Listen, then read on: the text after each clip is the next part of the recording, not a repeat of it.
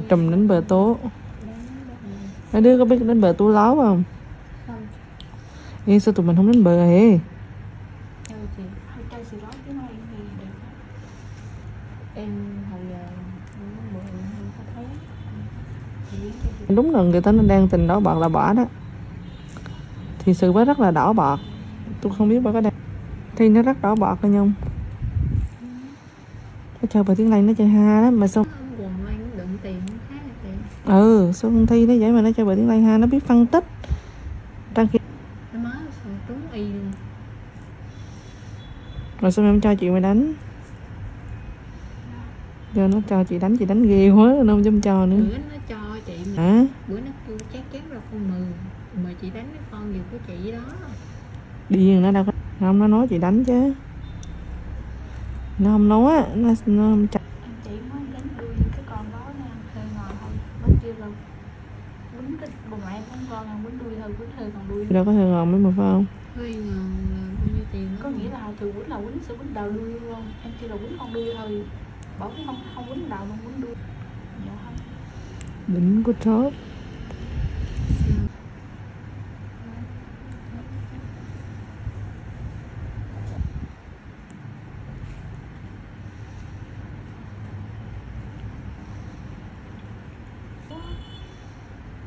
Em mà đi trong sao em bố em cũng từ hai kim nó trúng nhưng mà mình cũng có thua đi.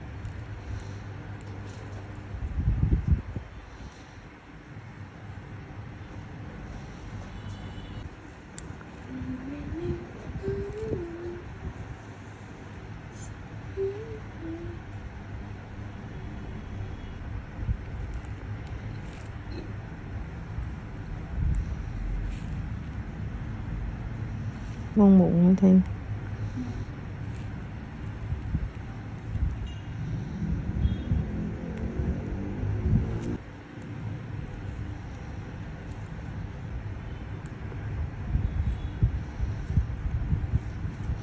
Có chuyện gì vui kể đi bé ơi. Ví dụ như em ăn cơm rồi nè. Đưa vào ngõ cụt luôn. Qua bên nhỏ nặng bụng ngầu chịu đa mình còn nói biết nữa. Má làm giống thấy luôn.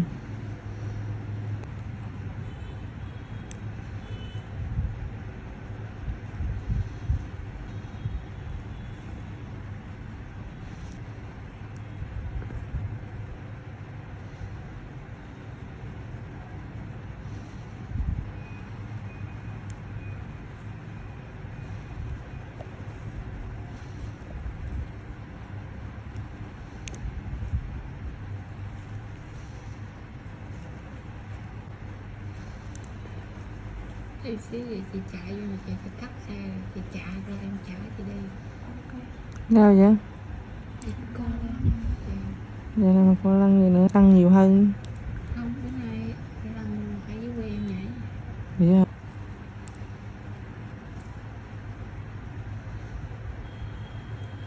Thì cũng có một dưới Nhung cũng có. Dạ. Xong rồi coi tranh Thi hả gẳng. Coi dưới Nhung lăn ha hơn.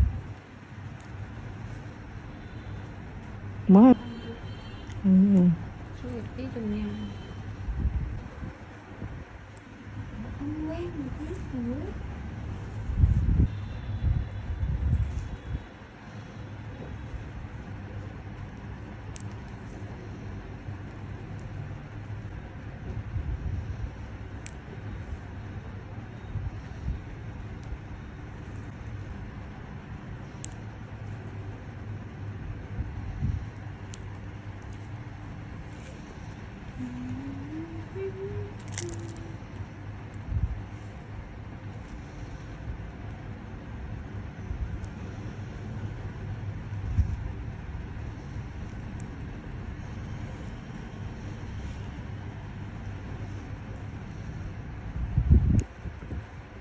Chị nó thon. Chị à? Nhưng chỉ có bằng tay không mà. Không biết làm gì. Biết chị không nằm mụn mà chị làm gì à? Cho nên nó hả? Thôi không làm ngân hàng đâu. Tự nhiên bây giờ nó đi tù.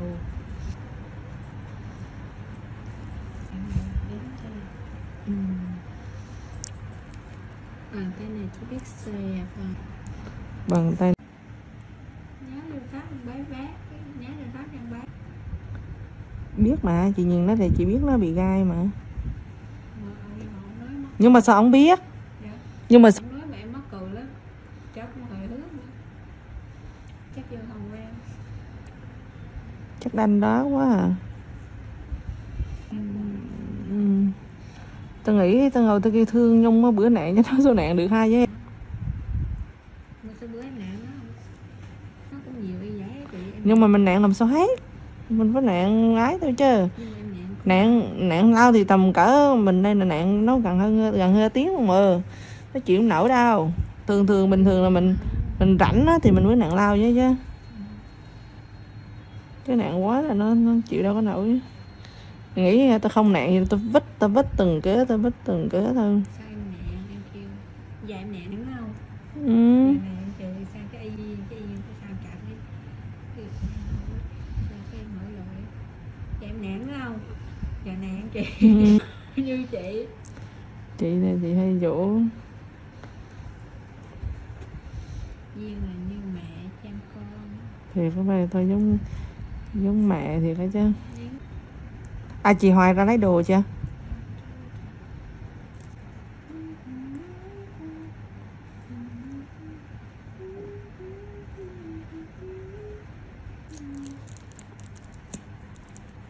Kể chuyện ngoan nghe. Để đi về luôn. Về đường tháng chân. Nó thẳng luôn á. Đúng nè. Vô không khí cho nó vui. Bớt buồn tẻ cho con bé nó nè. Nói cho con bé cho nó cừ nè. Nói tiếp đi Nhung.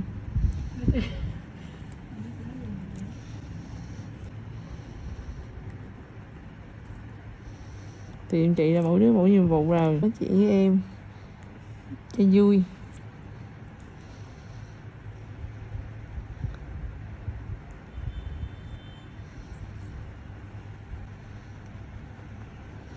Nhưng mà gặp cái coi này mà lúc Giống lễ ốc thiệt á. Bữa ơi nói đó chị. Đây nói vậy. Anh Nộ. Anh là cái Tao mượn một lần trong cuộc đời tao tưởng tới giờ rồi. Thôi. đó là cái câu nói lễ ốc của anh đó. Thôi được rồi. Để tao biết tao xe rồi được chưa? Và bình thường chứ đâu có dạy đâu đúng không? Đúng rồi. Hẹn giờ nó mà chắc nịch luôn nha. Không, đúng là đó bị cặn rồi còn thể hiện nữa. Giờ tao dị lắm.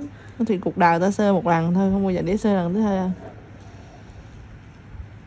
Không bao giờ để sơ lần thứ hai, em yên tâm. Tao quê lắm rồi. Tao quê đừng có nói nữa. Tao quê y như âu sông quê luôn.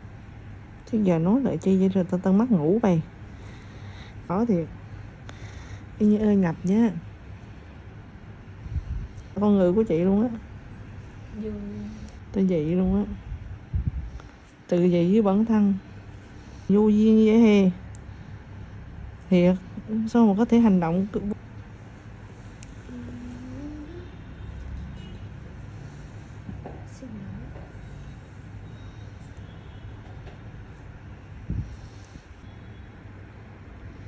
thì quê nha. Thì quê thiệt sự luôn. Nghịch luôn. Quê quá. Cái câu chuyện này chắc nó đi theo chị suốt đời luôn á.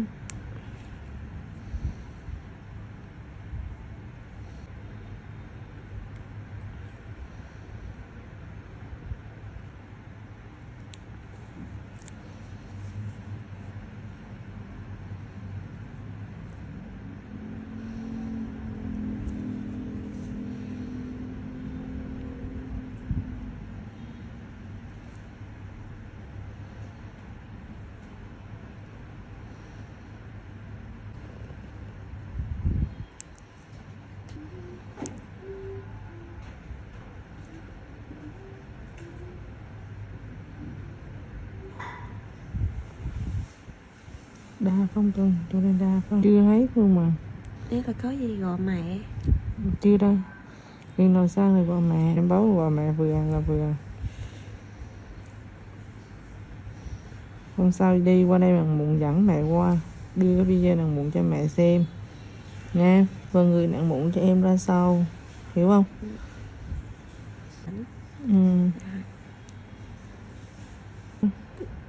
Nói chung là do em thôi, em thi cử rồi, nói chung là cũng hai chú con. Nhà em là em thứ mấy? Dạ con Đào. Welcome to NNC Car Reviews channel. Honda's next electric vehicle will be a plug-in hydrogen fuel cell CRV. We've gotten used to unusual-looking electric vehicles from Honda, thank you, Honda Clarity, so we were surprised to learn that Honda's next Green Mobile will be based on that most conventional of conventional SUVs, its latest CRV. Oh, but if you're thinking that means there will be nothing unusual, you are wrong, ladies and gentlemen, meet Honda's plug-in fuel cell CRV, due for introduction in 2024. By the way, that's a regular version of the new CRV in the photos, but we don't expect the fuel cell version to look too much different. For those unfamiliar, a fuel cell electric vehicle, FCEV, works by running hydrogen from onboard storage tanks and oxygen from the air through a device called a fuel cell stack. The hydrogen and oxygen combine to form water, a process that produces electricity, which is used to power an onboard electric motor that moves the car. The water dribbles out of the FCEV's tailpipe.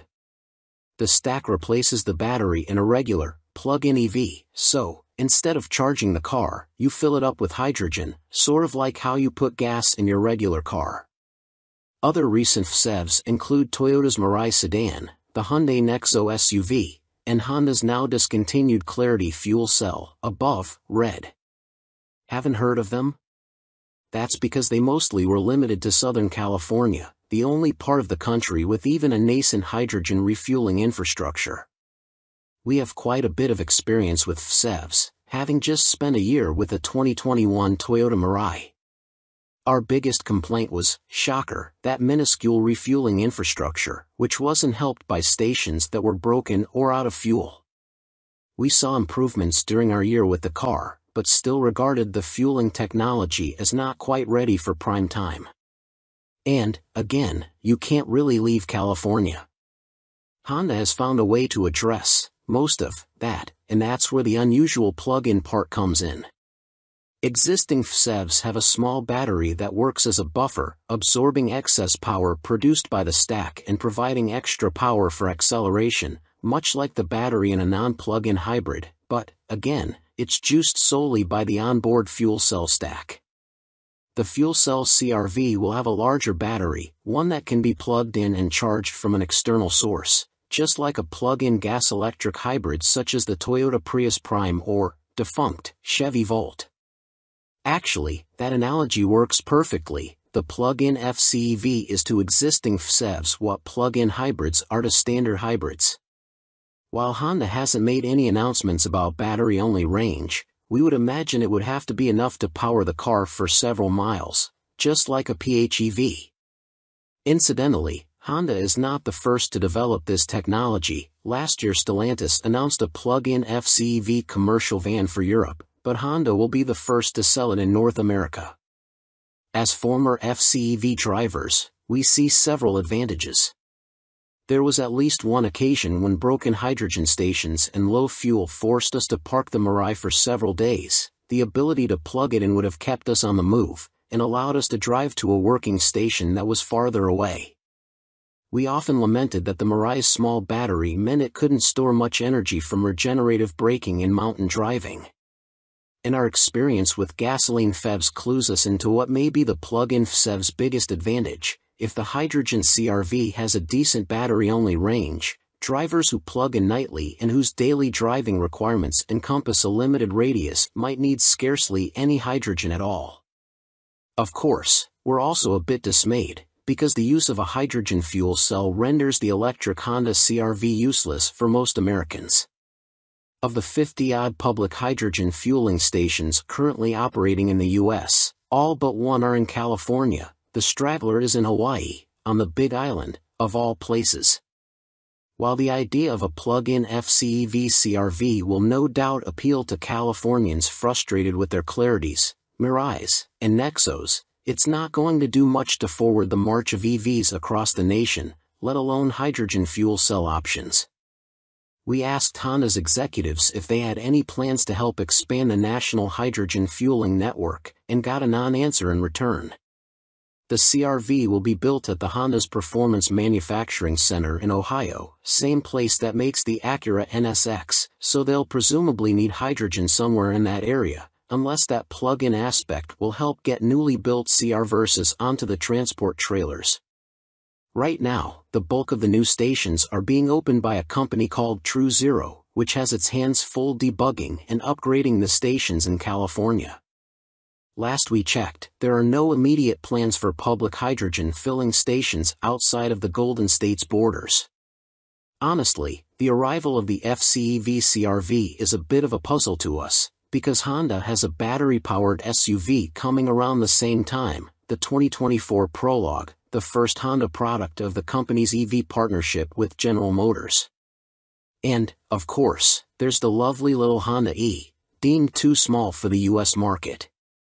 Honda is also working on solid-state batteries, which promise big increases in energy density, more power in a smaller package, though that technology is still a few years away from its retail debut. Our best guess is that the FCEV CRV is more of a test bed to give Honda more real-world data in its long-term quest to foist hydrogen to the fore.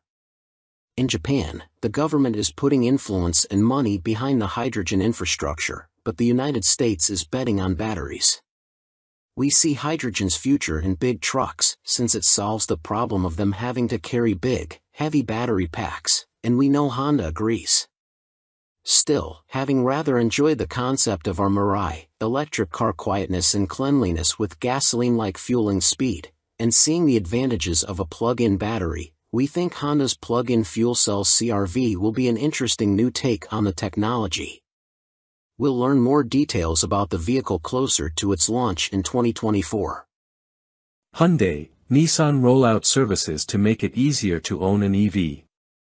Hyundai Home is a new online service the automaker is providing to electric vehicle customers to help them find local contractors to install EV home chargers, solar panels, and maybe a home battery. Nissan also announced EV Carefree Plus at the LA Auto Show.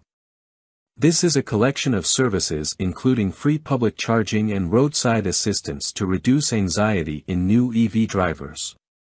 Automakers have been experimenting with different ways of encouraging EV adoption with projects like this.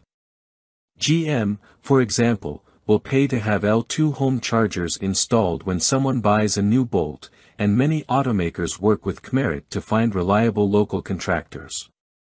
Hyundai is working on making it easier for car buyers to choose a plug-in vehicle with a new program called Hyundai Home. The new website, which was announced today at the Los Angeles Auto Show, acts like an intermediary between someone who just purchased a new Hyundai EV and the boring nuts and bolts of getting a home charger permitted and installed and maybe filing for some local government or utility incentives. The Hyundai Home Marketplace uses your home address to find EV-related services available there. In my case, I was able to see options for rooftop solar and home battery storage, but the EV home charger section was not yet operational. Requesting information about rooftop solar brings up a personalized but auto-generated estimate of the lifetime savings of installing solar panels. The Home Energy Storage tab works similarly, providing an estimate of how much it would cost you to install enough batteries to power your home for a week. All of these estimates get refined by an actual installer or contractor once you complete the forms on the website, and the marketplace ends up providing customers with 3 bids for each project they might be interested in. Hyundai Home also offers human energy advisors who can answer questions about the technologies involved.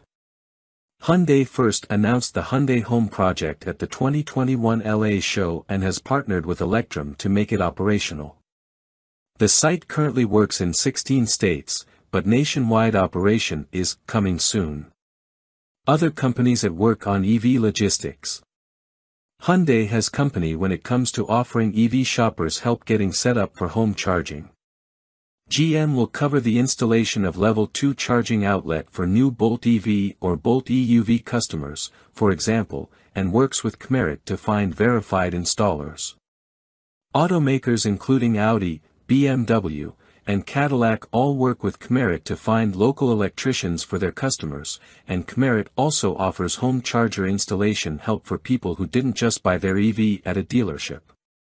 Another new EV benefits program was announced alongside the Hyundai House at the LA show. Nissan announced a CARE initiative called EV Carefree Plus that will provide EV transition assistance to Ariya and Leaf buyers, as well as customers of future Nissan electric vehicles. EV Carefree Plus is the branded name for some services Nissan was already offering, like an 8-year/100,000 battery warranty and roadside assistance, along with some complimentary public charging with EVgo and included scheduled maintenance for 3 years or 36,000 miles. Nissan also partners with Kmerit for home charger installations. Welcome to B&C Car Reviews channel. Is this beautiful concept with butterfly doors the Mazda Miata EV? Mazda today teased a sports car concept called the Vision Study model that we hope hints at a future Miata EV. The beautiful coupe concept features butterfly doors, bulging fenders, and proportions that appear Miata-esque. The Vision Study model was shown as part of Mazda's presentation on its updated electrification plans through 2030. The thought of an all-electric Mazda Miata might peeve purists, but there will surely come a day when it's a reality. While it's still too soon to say when the first MX-5 EV will arrive, Mazda today revealed a 3-phase strategy that prioritizes electrification leading up to 2030. Along with its updated plans, the company teased the Vision Study model, a stunning coupe concept that we hope previews the future design of the iconic 2-seater sports car. Last year, Mazda confirmed to Car and Driver that the next-generation Miata will be electrified in some way. We expect that to mean some sort of hybrid setup, which corresponds with part of the company's second phase. However, we wouldn't be surprised to see a fully electric Miata by the end of the decade. We also wouldn't be shocked to see an EV version that looks similar to the concept shown in press images as well as in clips of the video on Mazda's official YouTube channel. The concept first appears at the 34:55 mark. In the minutes leading up to the concept's first appearance, we see numerous shots of people happily driving different Miata generations, which further fuels our speculation that there's a connection between past MX-5s and the Vision Study model. Our first look at the concept is viewed through an iPhone screen, with its exposed chassis featuring what appears to be a T-shaped battery pack. The car's body then drops on top and we see its passenger side butterfly door open up. While the crazy doors are one of the concept's defining features, we don't expect them to be part of a production model. We do expect future Miatas to maintain a convertible body style, although a fixed-roof variant like the concept wouldn't be a first, as Mazda did offer the rare JDM-only NB generation coupe. The rest of the imaginary sports car looks doable, albeit ultra-dramatic. Its wide hips, peaked front fenders, and low cowl are all exaggerated traits of the current ND Miata. The illuminated Mazda logo mounted low on the concept's nose and the slim, protruding front lighting elements are other neat touches. Of course, we realize Mazda's Vision Study model might not preview a future Miata EV at all.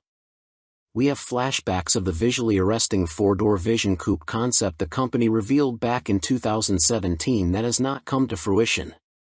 However, its aspirational styling did go on to influence the brand's design language, so perhaps the Miata-esque concept will do the same. At least we can dare to dream. Welcome to B&C Car Reviews channel. Video: it's hard to believe the 2023 Chevrolet Corvette Z06 exists. We knew the 2023 Chevrolet Corvette Z06 would be special. But even living with a regular C8 Corvette for a year and a little over 40,000 miles didn't adequately prepare us for how special. We learned that after spending a day at Grattan Raceway and testing both a convertible Z06 and a coupe Z06 equipped with the Z07 package for this video. What's it like driving a Z06 on track? As it turns out, you spend quite a bit of time with your mouth hanging open as that 5.5-liter V8 spins toward 8,600 RPM, making 670 horsepower and that intoxicating flat-plane crank howl. It's a good thing the car handles so well, too, because you want to get back to the front straight quickly if only so you can hear it again and again. We tested both a convertible Z06 and a coupe equipped with the high-performance Z07 package. You've likely already read those test results. If you haven't, go click the related links below. We'll wait. This video shows the differences between the two vehicles, though scheduling conflicts and limited access to the coupe prevented us from filming that car on track. We also provide added explanation as to why we couldn't match Chevy's skid pad lateral G-claim on our skid pad. That answer involves diving into the owner's manual, which actually has instructions on how owners can prepare their Z06s for tracks like Virginia International Raceway and the Nürburgring, going as far as to recommend different tire pressure and aerodynamic configurations. Welcome to B&C Car Reviews channel. The recent unveilings of all-terrain sports cars like the Porsche 911 Dakar and the Lamborghini Huracan Sterrato had us thinking about what other likely candidates in the mid and rear-engine category might choose to battle these two in the dirt, sand, and mud. The first thing that came to mind was an American mid-engine car, the long-awaited C8 Corvette. In road-going form, it's an incredible performer, at its price point, and well beyond, that has truly impressed us. To imagine the C8 Corvette as a dirt-flinging, mud-slinging, rally-style vehicle, we turn to an AI image generator to rapid prototype a few ideas. These AI image generators scan, combine, remix, and reimagine thousands of images to try and closely match a human input prompt. We changed the requested backgrounds and asked for some additional detail in a few of our prompts, but we otherwise let the AI try to come up with its own interpretation of what we're, mostly, jokingly calling a Corvette ZR2. The AI has some serious limitations, with some nonsensical details and absurd, or impossible, features. But if you think of them like a rough concept sketch, it's easier to see the big picture idea. And some of these ideas are very compelling. We haven't heard any rumors about GM considering such a vehicle, but perhaps the Dakar and Sterrato might prompt some internal discussion. We certainly hope so. Lamborghini Huracan Sterrato review, wild thing. Sterrato. It's one of those wonderful, not quite translatable Italian words. Similar to Countach, a Piedmontese expression that's a cross between holy cow and something a bit bluer. Sterrato, then, in the broadest sense, means dirt road. But Sterrato is more like an unplowed field. It's untamed, unconquered. In English we might say the back 40. As you might know, Sant'Agata Bolognese, the rural town where Lamborghini's HQ sits, is farm country. Ferruccio Lamborghini made his first fortune building tractors. Most of the roads around Sant'Agata are Sterratos. What this has to do with a 630 horsepower Mars Attack Rover, I will leave up to you, dear reader. If nothing else, it's a fun word to say. Sterrato. As has now become something of a tradition, Lamborghini's head of engineering, Maurizio Reggiani, flew yours truly and just 3 other journalists to southern Italy for less than 48 hours to sample his team's latest prototype. The first time Reggiani convened this foursome, we drove the $2 million Centenario, then we drove the eventual best driver's car-winning Huracan Performante. Next came the quickest SUV Motor Trend's ever tested, the Urus. And now this, a heavily modified off-road supercar that, as of this moment in time, may or may not go into production. I'm probably stating the obvious, but this last car is the craziest yet. Also, I sure hope I keep getting invites to test drive top-secret Lumbos. My 12-year-old self is plotzing.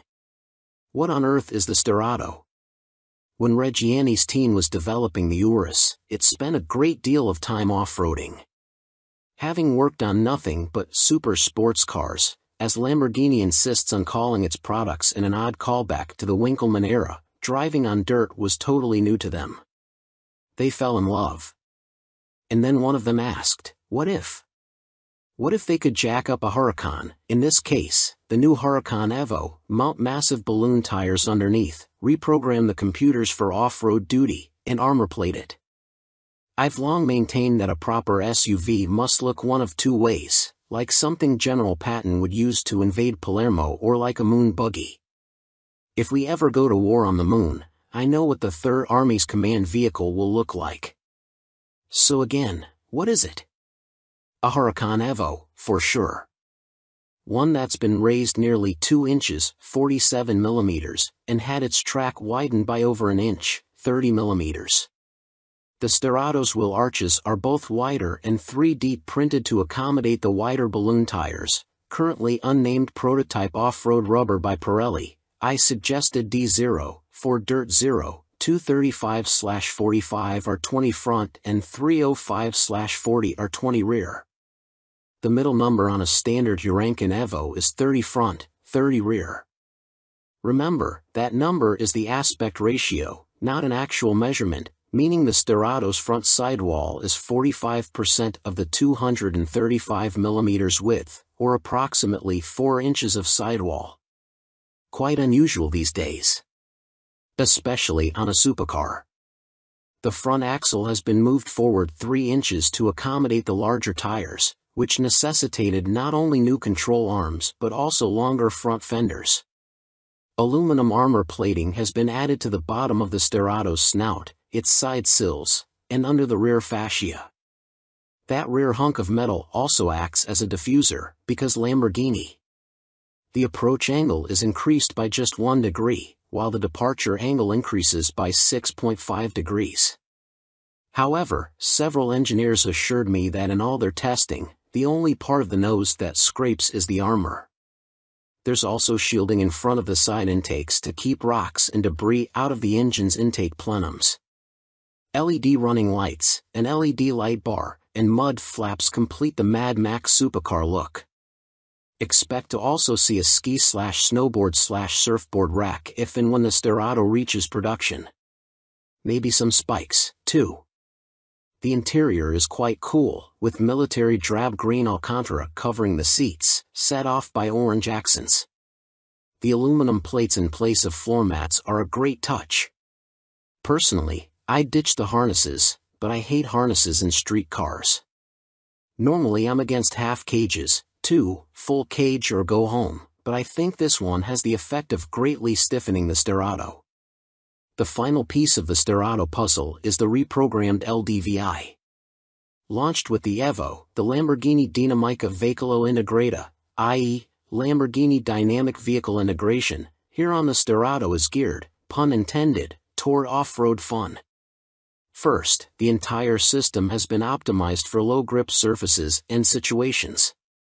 Not just the ESC, but the systems that dole out torque front and rear plus side to side have been Sterado tuned with dusty, gravelly roads in mind. As such, the Sterado exhibits more rear drive behavior than any other Lamborghini, even the RWD Huracan. I know, but it's true. When you're entering a slide or even in a slide, torque is doled out in such a way as to maximize the slide. Why on earth not? First up was the Nardo handling circuit, the best track you've never driven. It's hard to stress just how wonderful its 16 turns are. Not surprisingly, here's where the Sterado's Huracan bones emerged. The thing is a joy to drive on track. First of all, it leans. The suspension's been softened considerably compared to a standard Evo, let alone a Performante. I'm not saying the Sterado is floppy in corners. I hate that. Rather, it takes a set as you turn, which I love. Leaning into a turn gives you a better sense of what the car is doing. Is it the quickest way around a track? No, obviously not. However, because practically every other supercar on Earth is engaged in a race with no end to churn out the quickest lap time, to me it's big time refreshing to pilot one that's more interested in having a great time. Also, with the traction control off, the already rear-biased Sterrato starts torquing. Fine by me. When I drove the Urus prototypes at the Nardo Center last year, we tested what would become the world's quickest SUV on both the aforementioned track and a fast, winding dirt track similar to a rally stage, called Strada Bianco, the White Road. With the Urus, I was pleased that an SUV did so well in the dirt, but I found myself shocked at how well the big gal handled herself on the track. The reverse is true, and then some for the Sterrato. I was gobsmacked sideways by just how incredible this post-apocalyptic looking buggy did in the dirt. I perhaps forgot that the Sterrato still has that incredible 5.2-liter V10 and a quick-shifting dual-clutch transmission. There are 2 places on Strada Bianco where I was able to pull third gear, and I was shocked by not only the acceleration but also the velocity. Just ferocious. Strada Bianco is maybe 2 cars wide and lined with trees. Frightening at first, but then just stupid piles of fun. As I got on the brakes, way too early at first, I must add, any steering input at all sent the rear of the car into a drift, exactly the way the LDVI was programmed to do. Why do you want the rear end to move? You ever watched a rally? Getting rotated before the turn is half the fun. Allow me to stress this, the Sterrato Swedish flicks beautifully. Think about this for a moment. The engineering brain trust at Lamborghini spent time making sure their dirt-first supercar can properly slide around an off-road track. Also, no handbrake needed. The car, based on what you're doing with the wheel, sets the drift up for you. All you need do is keep the throttle matted and know what to do with your hands, admittedly the tricky part. I'm still a bit amazed. I've taken a number of Subaru WRXs and STIs on dirt trails, and there's a familiar characteristic at play here, only the Sterrato is 2 or 3 times more potent. It's brilliant. Now comes the questions. Anything I didn't like? For a machine that naturally hangs its butt out so beautifully, on pavement the all-wheel drive hurts the subsequent drift. 2 things about that. I mentioned to Reggiani and his team that they ought to do a rear-drive Sterrato. They laughed at me. Second, I only ran the car in Corsa, the most track-focused of the 3 settings. The other 2 settings are Strada, Street, and Sport. The way Lamborghini does it, Corsa actually sends more torque to the front wheels, 2080, than Sport, 1090, does. So perhaps drifts in Sport will be better. I didn't get to test it, blame time, we had little, so I don't know. I already mentioned that I hate harnesses. Other than that, Lamborghini, build it. Here's a couple reasons why Santagata ought to put the Sterrato into production. You ever driven a supercar? The singular most annoying thing is scraping the nose on everything. Even if you have a front-end lift, you're either holding up traffic waiting for it to raise, not cool, or you plumb forget, and scrape. The Sterrato will never scrape. Besides, even if it does, you'd be scraping the aluminum nose guard, and scars would look cool on this particular car.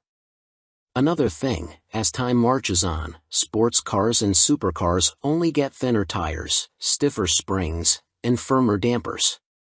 Well, guess what? Fat sidewalls, soft springs, and relaxed dampers mean the Sterrato rides better than any supercar I can think of.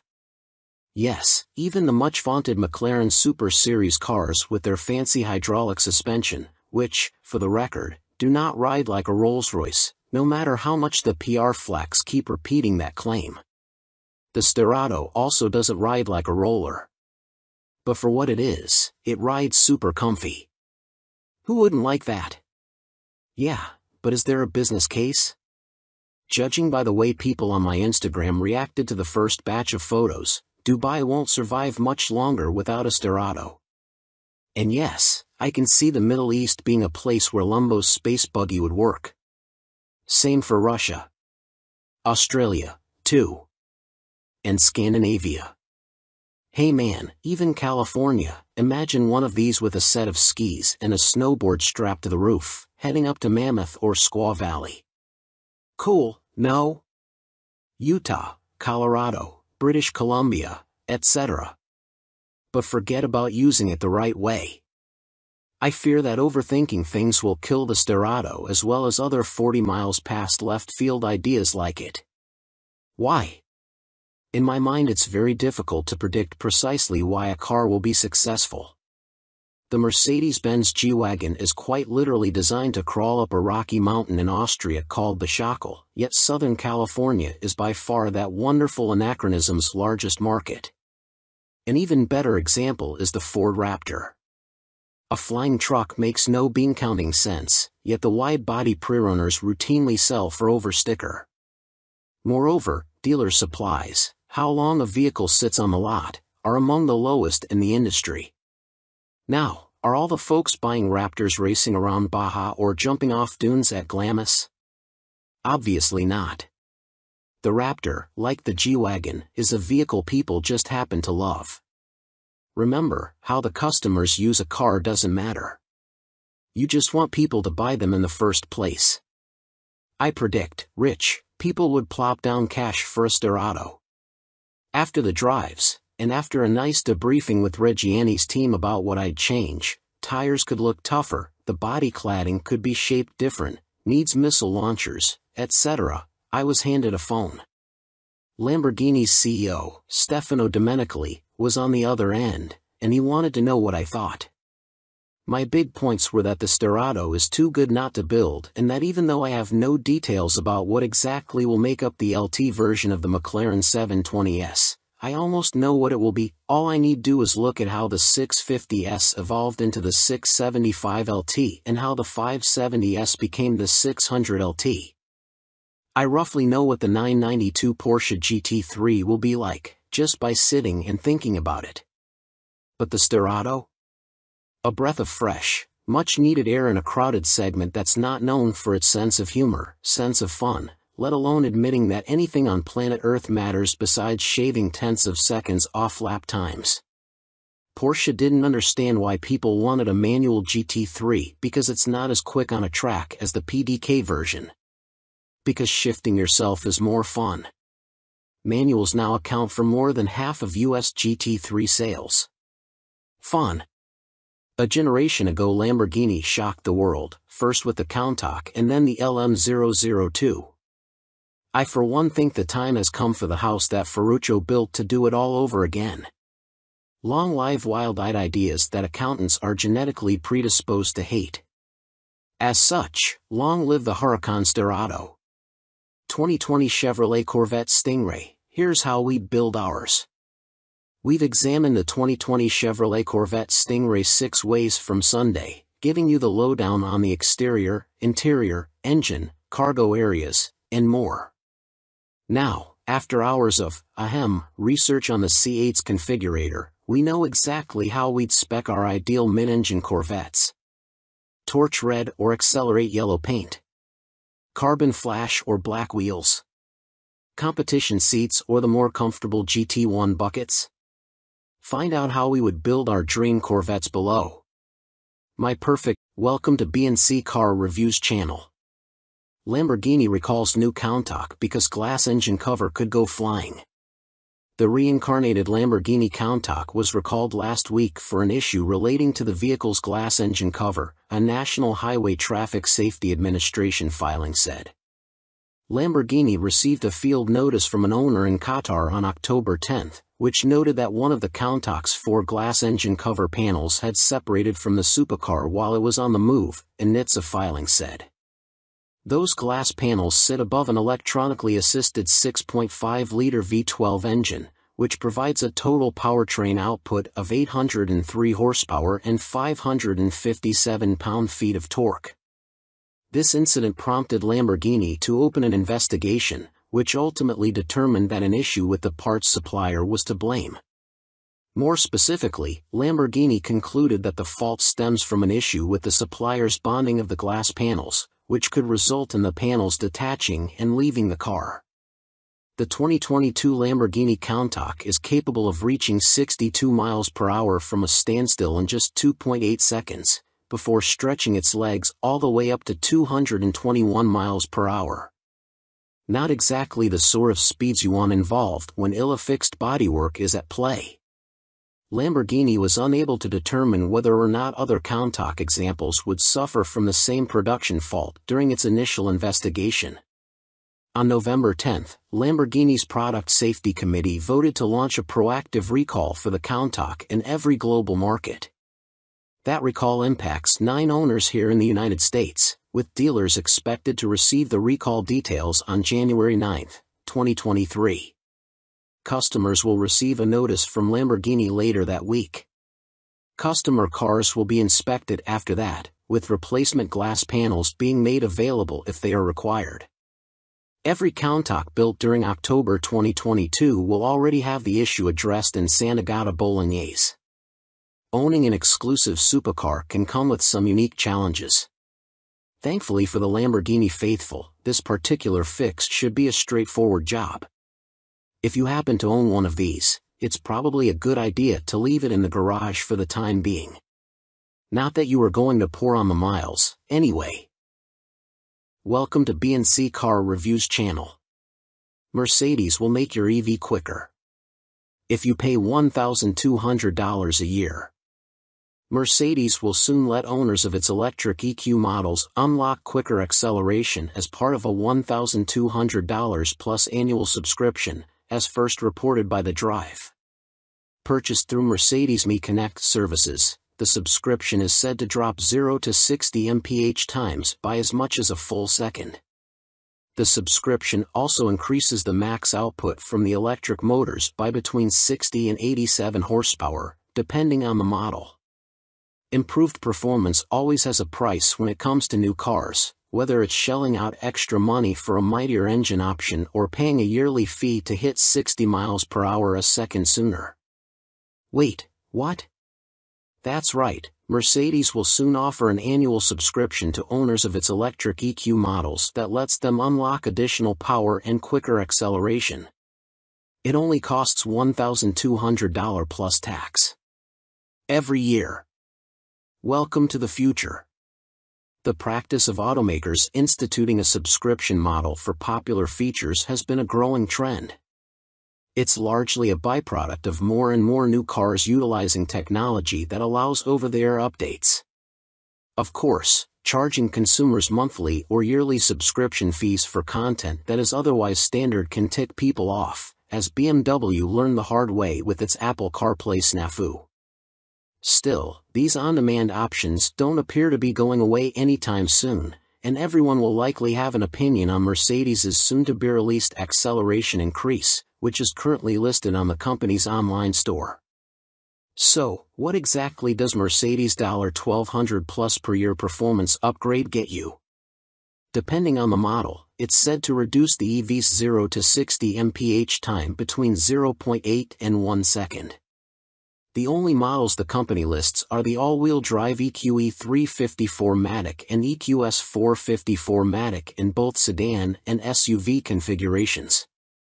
Along with quicker acceleration, Mercedes says the acceleration increase package increases the maximum output of the electric motors. Along with more torque, the EQE 350 models gain 60 horsepower, 349 total, and EQS 450 models add 87 horsepower, 443 total. It's currently not clear if the subscription-based performance upgrade is available on models other than the sedan and SUV versions of the EQE 350 and EQS 450. The Mercedes site also doesn't state when the feature can be purchased and activated and whether or not it simply requires an over-the-air software update or something hardware-related that owners will need to have a dealer handle. We reached out to Mercedes directly for clarification, and we'll update this story once we hear back. Welcome to B&C Car Reviews channel. New off-road tires of SEMA 2022. Mickey Thompson Baja Boss M/T in 42 and 44-inch sizes. Although the Mickey Thompson Baja Boss M/T tire design is not new to SEMA 2022, two new sizes that are key to the off-road world are new. Those sizes include a 42x 13.50 or 17 LT, in a C load rating, a 42x 13.50 or 20 LT, in a D load rating, and 44x 13.50 or 20 LT, in a C load rating, for those who want to run dubs, which we guess is somewhat acceptable for 42 and 44-inch tires, but just barely. We're waiting in line for a set of the 42x 13.50 or 17 LTs so we can test them ourselves, and we bet this will be a very popular size in the off-road space as it's been a while since any of the big tire companies supported any tire this size, let alone a radial. And since this tire is from Mickey Thompson, you know it will perform to task. Compound and design are said to be the same as the smaller Baja Boss M/T tires, which means they will work. Toyo Open Country R/T Trail. A few years back we learned about R/T tires, or what are sometimes called hybrid terrain tires. The idea is that these tires fit in the tire world somewhere between an all-terrain tire and a mud terrain. And according to our insider information directly from Toyo, the Open Country R/T Trail is an expansion on that idea, due to customer demand. The result is a unique new tire that fits in the Toyo line somewhere between the classic Toyo M/T and the hybrid terrain Toyo Open Country R/T. The Open Country R/T Trail features extra thick shoulder and sidewall lugs that are said to help dig into deep and soft terrain and provide impact and puncture resistance. Add in a rim protector, slightly less siping than the classic Open Country R/T, large optimized tread blocks with a 3-variable pitch pattern, stone ejectors, and more, and you end up with a Toyo tire that offers better off-road grip than a traditional all-terrain without the noise and harshness of a dedicated mud terrain. Welcome to B&C Car Reviews channel. No public charger, no problem, some EV enthusiasts let strangers juice up at their house. One notable entry described itself as the What Family Poodle Farm and Insane Asylum. The What place, yes, really, stands out on the PlugShare list, one of several unexpected private residences among the app's location and status reviews of public EV chargers. To find out who was inviting total strangers to their garage and why, photographer Michael Samari and I nabbed the key fob to an electric car we figured wouldn't be too unwelcome in any driveway, a BMW i4 M50, and charted a course along the west coast of Michigan, marking our stops based on PlugShare's little blue house icons. Our first destination was a complex of tiny homes a few miles from the beach in South Haven, where, with no answers to our in-app texts, we pulled up in front of a charging Chrysler Pacifica and clumsily asked a woman sitting on the nearby patio if we could borrow some charge. "I'm sorry, what?" she said, looking confused. "Can we plug into your charging station? You're listed on the PlugShare map." Her eyes widened, and she started laughing. "Oh my gosh, yes, of course. I'm sorry, I forgot we were on there. Nobody ever uses it." While the BMW slowly collected electrons, we asked the appropriately named Heather Wire, yes, really, why she and her husband offer energy from their vacation home to any passing road tripper.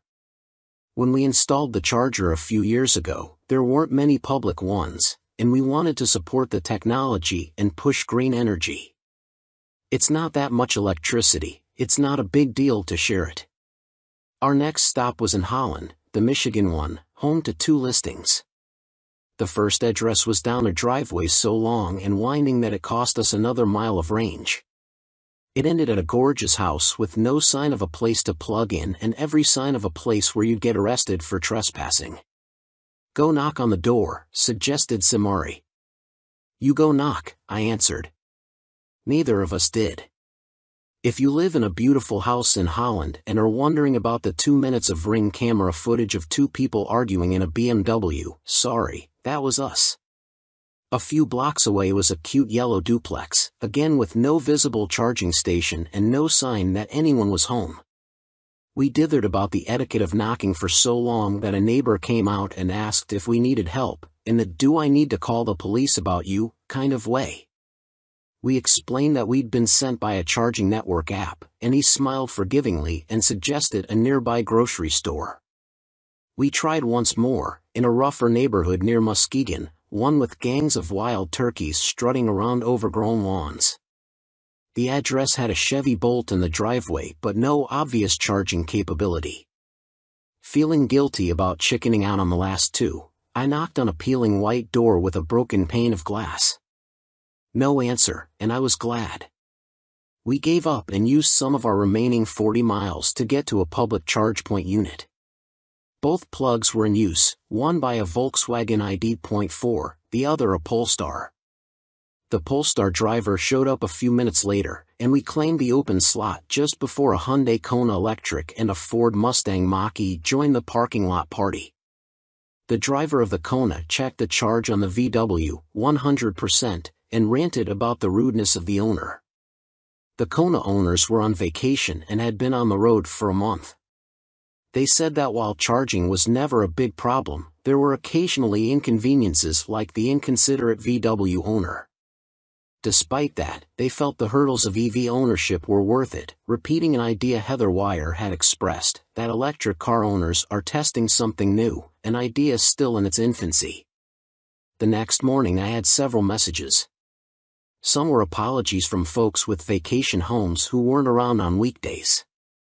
Several were from people who said they no longer had an EV or had moved and didn't remember they were on the app. 2 offered their electricity. The first was down a gravel road running the peninsula of Arcadia Lake. I battled spiders on the charging cord while Samari enjoyed the view. Later I spoke to the owner, Paul Warnick. Like the Wires, Warnick is an early adopter of electrified vehicles, buying first a Volt and then a Bolt. His shared plug makes sense, being out in a remote area, and he says he gets 3 to 5 users a year, usually guests of his neighbors. Part of it is just to encourage others to consider it. I feel lucky I can do that. It's a small thing, and it's a way to give back. To recharge, but we had one more stop to make, Tim Drager's house, in a neighborhood built around a private airstrip. The Dragers bought a Bolt on the recommendation of a friend who worked for GM. They like the low maintenance of the EV and feel like it makes up for doing much of their travel by plane. I burn a lot of fossil fuels. This feels like a little carbon offset, said Drager. He added what by now had become a common refrain, I like meeting the people in the EV community. The network isn't here yet, but it's growing. We're pioneers. Like trailblazers and friendly outposts along the Oregon Trail, people like Drager, the Wires, and Warnick offer some emergency rations in the wilderness. Welcome to BNC Car Reviews channel. Polestar 2 BST Edition 270 echoes Polestar's past.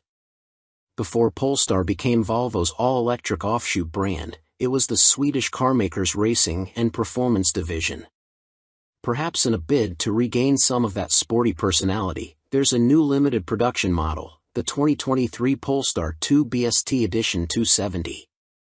With the dual-motor Polestar 2 as a starting point, the 270 in the name refers to the worldwide production run.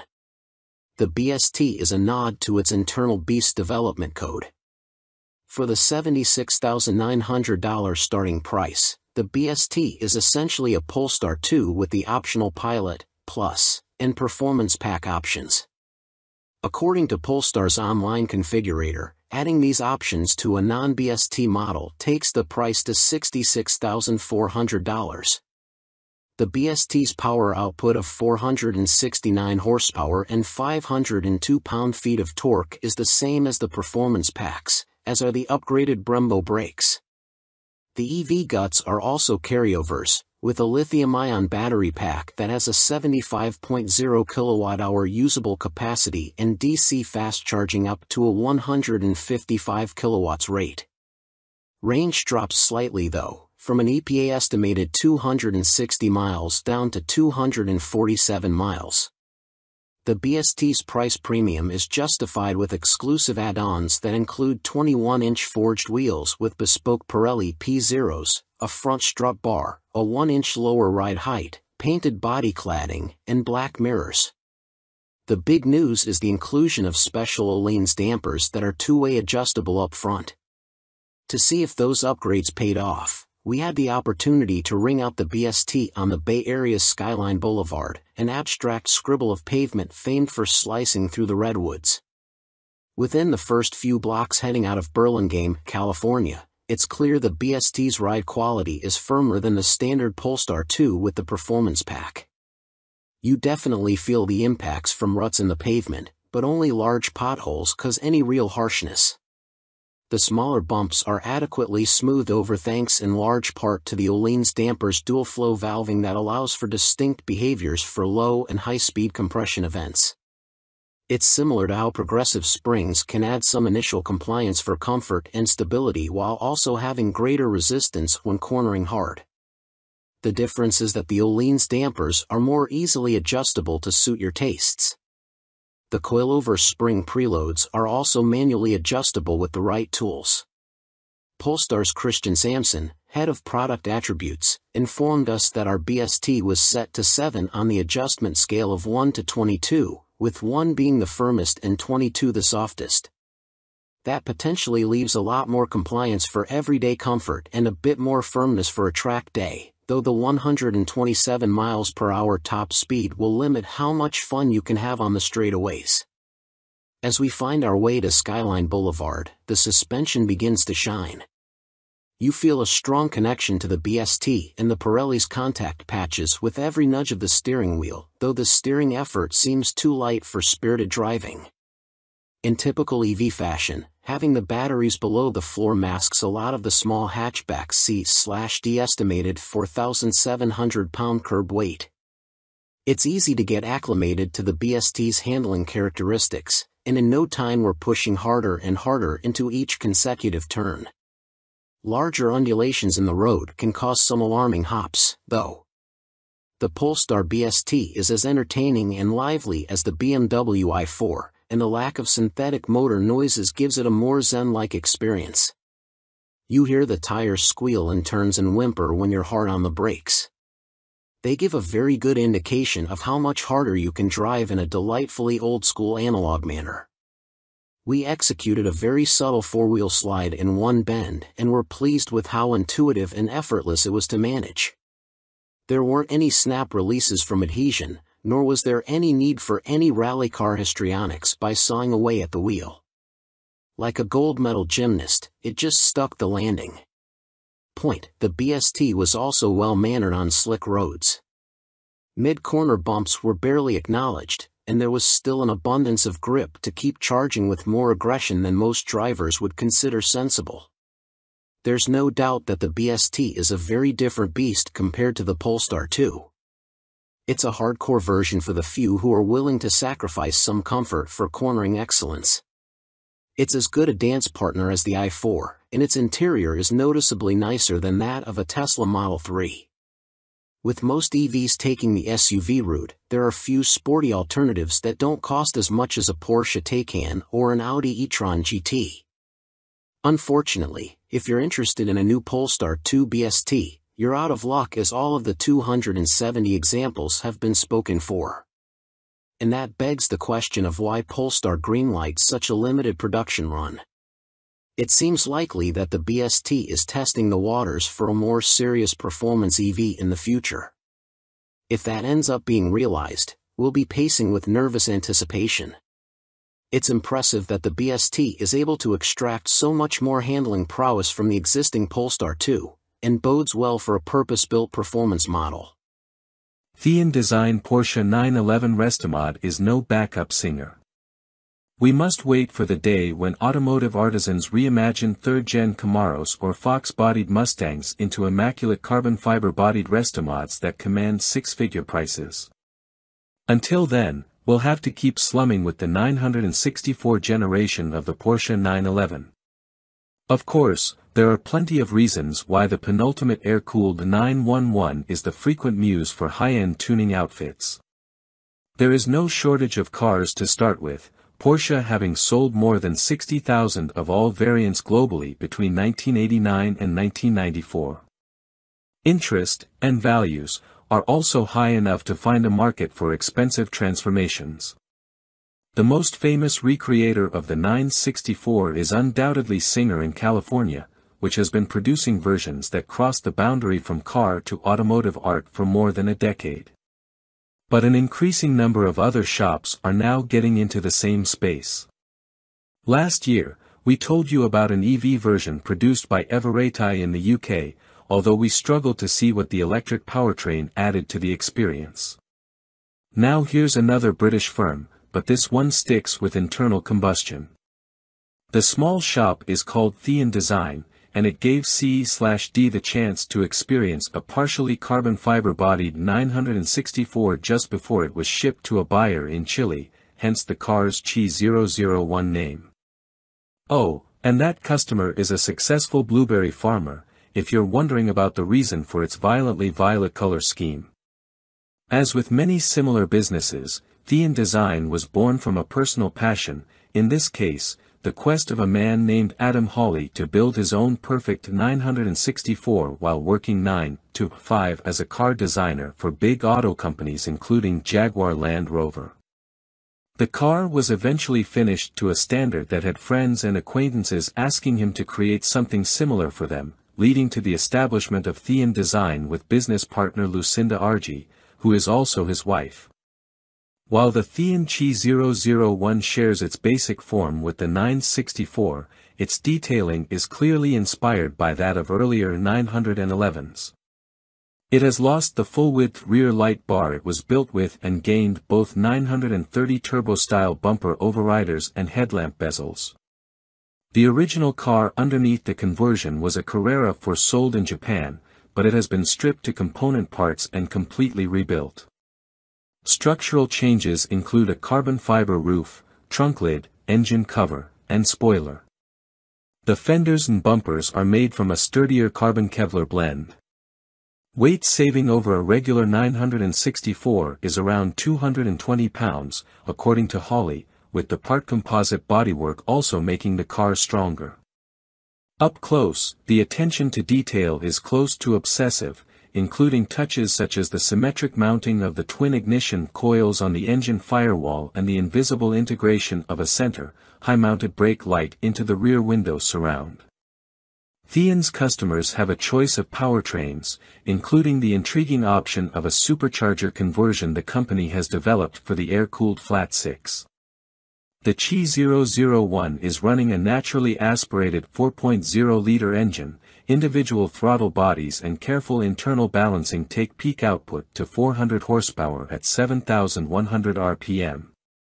It has also lost its original all-wheel drive system, and power is now sent exclusively to the rear axle through a 6-speed 993 generation gearbox and a limited slip differential. Not every part of the experience has been updated. Getting in, we find the familiar, slightly offset driving position, and although beautifully ret-rimmed in a vibrant hue to match the exterior paint, the cabin's basic architecture is unchanged. But starting the engine reveals an immediately different character to a regular Carrera of this generation. First, the bark of the exhaust, which switchable acoustic flaps vary from loud to very loud. Second is the immediacy of the engine's responses to even slight accelerator pedal pressure, thanks to an ultralight flywheel.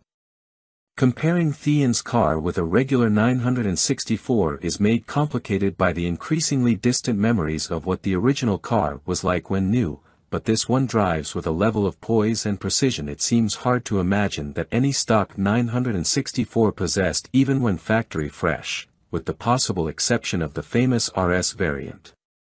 The Chi001 steering feels direct and slack-free for an air-cooled 911. It retains hydraulic assistance, but this is now powered by an electric pump. Revised suspension geometry, stiffer bushings, and active dampers increase the precision with which the front end can be placed, although they also mean there is less sense of the 964's fundamental rear-biased weight distribution in corners. Easing the accelerator with the chassis loaded up tightens the line progressively but not snappily. The biggest dynamic difference is probably down to the modern Michelin Pilot Sport PS2S mounted on the period Fuchs-style rims, which give an abundance of grip. The ride is firm even with the adaptive dampers in their softest setting, but not uncomfortably so. Yet the engine is the Chi 001 starring feature, impressively muscular low down but with what feels like an inexhaustible appetite for revs that the scalpel-sharp accelerator encourages a driver to exploit. The tachometer only goes to 8,000 RPM, but the limiter is actually another 500 RPM beyond that. Working against just 2,570 pounds, it feels 21st century fast, too. The gear shift is perfectly weighted, and despite the switch to carbon ceramic brakes, the middle pedal feels similarly natural in its responses. This love story may have you question our critical faculties, but the car does have some downsides. The first is the price. While considerably short of the seven-figure expenditure required for one of Singer's pixel-perfect offerings, a buyer will still need to pay Thean around $500,000, at current exchange rates, to get something similar to this car, plus the cost of the donor 911. The second is the weight. The company already has a substantial order bank it needs to work its way through and can build at no more than 5 cars a year. Welcome to B&C Car Reviews channel. Steve McQueen's Bullitt movie Mustang suddenly reappeared. This is how it happened. Steve McQueen's Highland Green 1968 Ford Mustang GT Fastback vanished 38 years ago. The ominous-looking pony car with the barking 390 cubic inch V8, which starred in one of the greatest chase scenes in movie history in the film Bullitt, with McQueen doing the driving in many of the shots, may have been lost, but it was never forgotten. Certainly not by Mustang aficionados, who speculated on its whereabouts for almost 4 decades, titillated by the occasional internet post or word of a spectral sighting. So when the Bullitt Mustang suddenly appeared at a Ford press preview at the North American International Auto Show in Detroit on January 14, 2018, the assembled journalists, car nuts, Ford execs, and Mustang fans went full geek. The synchronicity of the car's breaking cover in the same year as the Bullitt movie's 50th anniversary, and at the same event where Ford revealed its 2019 Mustang Bullitt tribute model, the third since 2001, is just too perfect for it to have been happenstance. And yet it largely was. As those involved tell it, the Bullitt Mustang never would have resurfaced in Detroit had it not been for a coincidence of cosmic proportions, the sheer luck of fortuitous timing, and, especially, the efforts of a determined coterie of emotionally invested volunteers. It took 30 seconds for the Bullitt Mustang, in original, if dilapidated, condition, to rumble onto the stage at Detroit's Cobo Center, but it took a village to make it happen. The backstory. The movie car's trip to the auto show stand actually started in earnest in December 2015, according to its owner, Sean Kiernan. Kiernan, 36, inherited the Bullitt from his late father. Bob Kiernan had purchased it in 1974 from an ad in our sister publication, Road and Track, to replace the family's only car, an MGB/GT. You have to remember that, at the time, movie cars were not really sought after, says Kiernan. His father liked the idea that it had been used in a movie, but the big factor was that it handled amazing and had huge amounts of power, especially compared to an MG. The Kiernans initially felt so casual about the Mustang's connection to the film that they employed it as a daily driver. Sean's mother, a schoolteacher, drove it for about 5 years, at which point it developed clutch trouble. It was parked